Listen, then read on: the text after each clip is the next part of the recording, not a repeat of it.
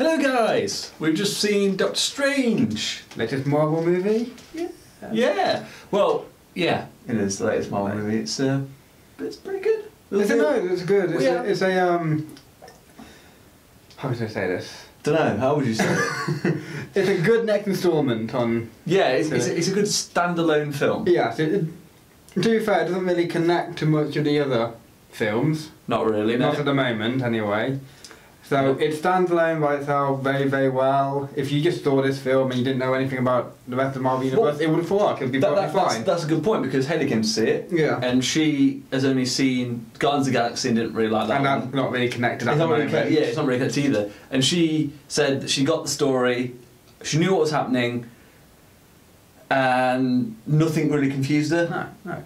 I mean, you get a few mentions of the bits here and there, a few little Easter eggs, but yeah, you don't need... No, you don't. You don't need the rest of the movie to understand this. It's a nice self-contained story. It doesn't mess about too much with origins of Doctor Strange. I mean, it is obviously his origin story. Yeah, but it keeps it short and sweet. Short and sweet. Gets the nitty gritty. Goes on. You know, it's good, isn't it? Yeah. It's got a good mix of comedy and action. Like most Marvel films do. Yeah. So good mix of comedy and action. I think CGI wise, the CGI was on point. Yeah. Especially, you could see the bits that were meant to be in 3D as well. Yeah. We just saw 2D. We don't see the point of 3D. No. You could tell like certain parts, but visually, I enjoyed the way magic was done in this. Yeah. I think signs and symbols and. Yeah. Magic is one of the hardest things I reckon to actually put on screen. Yeah, I mean Harry Potter does it quite well, but even that's still just one ridiculous. Like, random light coming out of the wand and everything. But this is because you don't know much about Doctor Strange, do you? Not really. I'm not really the. I don't know that much about him either. I know a little bit. I saw the animated Doctor Strange film, so other than that, I'm not really. But so they've changed magic around slightly, as I'm aware of, to make it fit more into this universe than in the comics. But no, I reckon it's done well, and the magic does look quite interesting and different. Yeah, it's most good. Of the other things. Do you know what it reminded me of? Now, this is silly. Well, it's not really silly because it's sort of the same. You remember card captors? Yeah, I remember. You know when she used to do that and it drew up the symbol and she used to smack it and that's what activated the card? It was the same thing, the same little circle thing. And I was watching it just thinking, this is like Card Captor movie. And they're just going, sword card or whatever it was. If you want. That's what it reminded me. Another thing, they kept kind of like the weird hand symbols. Yeah. Which they generally have with the magic in the comics, which is also nice because Wanda in the comics uses, I think, dark magic, chaos magic, Something like that. That's what her powers are, along with possibilities, manipulation. But she does the whole weird hand signal, so whether or not they're going to tie in, she can actually access magic without realising it. But yeah, that's the thing, like, how does she know how to do the thing? Although she just probably just let herself go anyway, as they say. Yeah, so she can manipulate. So it would be nice. I don't know what that was. That was like a random thing. Right, okay. But anyway. They'll be nice and, like, yes, it was me. It'll be nice once Doctor Strange gets into the rest of all the other cast. Because he's going to get into, like, the final Avengers, everything. Yeah. So it'll be nice to, when they meet, if things are like explained slightly more, or if they realise what's actually behind her powers a bit more. Yeah, it's a good thing to have. So yeah, like we said, the CGI, the whole Inception, bloody buildings, and like it was a lot more intricate because you saw like individual parts moving, and it was pretty cool, wasn't it? The way they did it. It was just to make you feel like unreal, more of a because everything else in this universe so far has been like explained. Oh, it's either highly advanced technology, not magic. It's all. This is a good way to show. This is its own separate thing. This can. Do completely opposite things to what all this other stuff can do. Yeah, because all the way through the film, I was thinking, how could any of the Avengers, sort of, apart from Wanda obviously, stack up against this kind of magical power? Yeah. And the way they keep it sort of self-contained, the multiverse is it's a way to sort of ground it, and I think that's why it's going to be a standalone. There's not going to be Doctor Strange 2, is there? I'm guessing there will be. Will they? I don't know. No, there's got to be a Doctor Strange 2. They're going to have at least 2 for everyone. Yeah, true. But, I just thought it was going to be a standalone.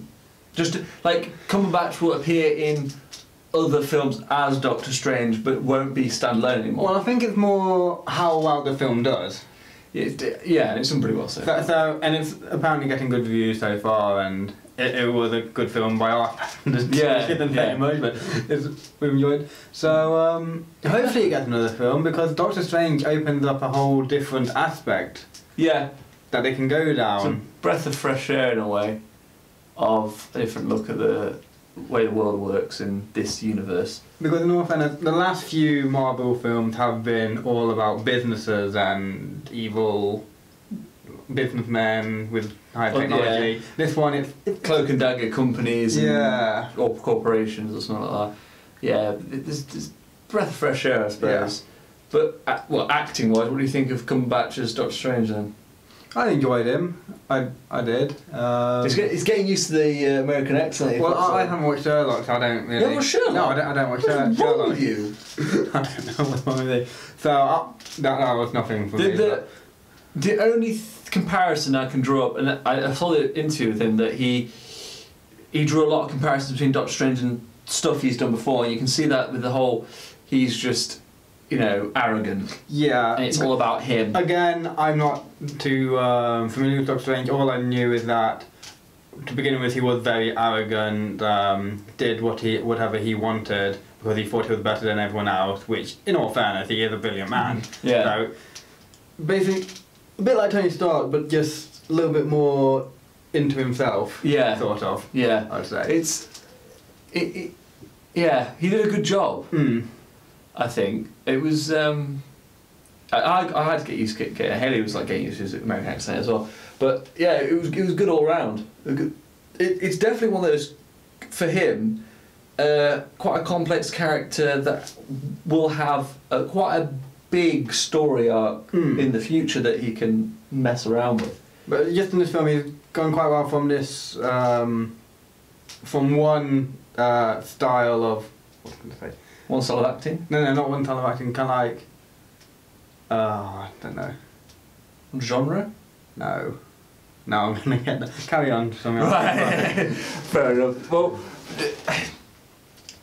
yeah, that's basically all I've got really. It's a nice change for him, and he's able to expand on his sort of acting profile and do different things. Yes, some elements are similar. Yeah, during the film you can definitely see how he changed from the person he used to be to the one slowly. Yeah.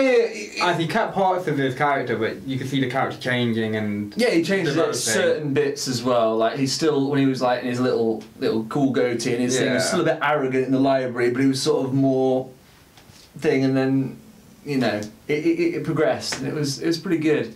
I can't remember the other guy. What's his name? The guy that's in Serenity, all that. He keeps appearing. He's a really good actor. I can never. Which one? What's his name? The black dude. The black guy. I can't remember his name now. The actor. Yeah. Because he's been in some really good films. Yeah, he wasn't funny, wasn't he? He was the guy that was taking him down, wasn't he? Yeah. And he's in, what's it called? 40 Years a Slave, is it? Is he? Yeah. I'm sure he's the main one in that. And he's just popping up, isn't he? He just pops up into these roles. And just having appeared from film to film is completely different. What's his name? I don't know. This is why you get to find it. Yeah, I know, but the phone's over there, but I'll do it for the next bit. Yeah. But yeah, really enjoyed his role. What's his name? The other guy, is it Wing Yun Fat? Chow Yun Fat? What, Wong or? Yeah, the librarian. The librarian. Yeah. He pops up in stuff as well. To be fair, I don't. He pops up around. He's been around a while. He pops up. He's good, and the what do you call it? The ancient one, as they call it. The ancient one, the Celtic woman. Oh my god, I'm so terrible with the names of these cast members. Yeah, she was good. Fair enough. That's about it, really. It's quite a lot of change from the comics, which they're oh they got my more about. god! The other actor, friggin' Evil guy. Brie Hannibal, Hannibal Lecter. Casino Royale, bloody guy from that Viking film where they discovered America first and they got killed. Is that the film? Yeah, he didn't speak throughout the whole thing, sort of. It's a film where the Vikings and they go on the longboat and they go over and I think he plays like a prisoner or something along those lines, and he's like a murderer or something. But he's like a big Viking warrior. He never really speaks. And it's basically the story about these Vikings that discover America first, and they get absolutely massacred by the natives. Nice. But he's like a warrior kind of thing. But I like him as well.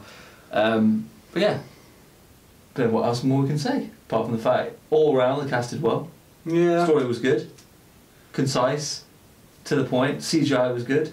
Okay, so Marvel bad guys, they're kind of like hit and miss. Marvel bad guys are hit and miss. Yeah. We've not yet had a bad guy that's substantial. Thanos may be that person. Thanos, hopefully they don't fuck him up. But we have hit this guy, he's just kind of like, he's just there. Isn't he? He has a point to why he's doing it. Yeah. And then it backfires on him because he didn't realise the intricacies, because he didn't read the small print essentially. And then the main bad guy was just... not really much, in all fairness. So. You know, it's... We're yet to get a... The problem was that good villain. you never really felt any threat from the bad guy, I have to say, in this one. No, you just knew he was coming at the end. Yeah. And thought, he was just kind of like an afterthought, which But is one problem with it, which... you never really feel any threat anyway, because you know the hero's going to get over it. Yeah. It's like the whole Ultron thing, like Age of Ultron, you knew he was going to be blasted away in a minute. But, yeah. you know. But yeah, apart from that, I mean, we'll go on to the spoiler section now, so we'll join you in a minute for the spoiler section where I'm going to actually look up the actors' names and remember them, because I'm terrible with names of people. I'm not much better. I remember their faces, I'm like, that's the guy in that film, or that's the girl in that film. Yeah. And then I can't, but we'll see in a minute.